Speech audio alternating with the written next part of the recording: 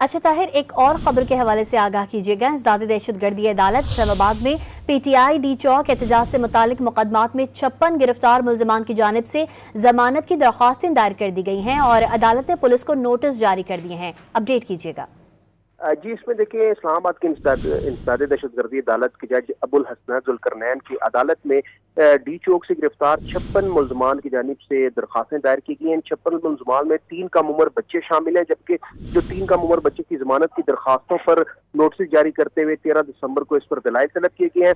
मुल्जमान की जानिब से हादी अली चट्ठा और ईमान मजारी ने दरखास्तें दायर की थी और 53 मुल्जमान जिनकी दरखास्तों के ऊपर 16 दिसंबर के लिए नोटिस जारी हुआ है। ईमान मजारी और हादी अली चट्ठा ने दरखास्तों में यह मौकफ अपनाया कि ये तमाम जो गिरफ्तार कारकुनान हैं इनका PTI से कोई लेना देना नहीं है। कराची कंपनी से इनको उठाया गया, सिर्फ अगवार सिटीजन होने की वजह से इनको मुकदमे में गिरफ्तार किया गया है। इनकी जानिब से जो वकला पेश हुए थे उन्होंने जो दरखास्त जमानतें दायर की हैं, बच्चों की जो दरखास्त जमानतें हैं वो 13 दिसंबर उस पर समाअत होगी, जबकि जो 53 दीगर मुल्जमान है उनकी दरखास्तों पर 16 दिसंबर को समाअत होगी। जी, ताहिर नसीर अपडेट कर रहे थे, आपका बहुत शुक्रिया।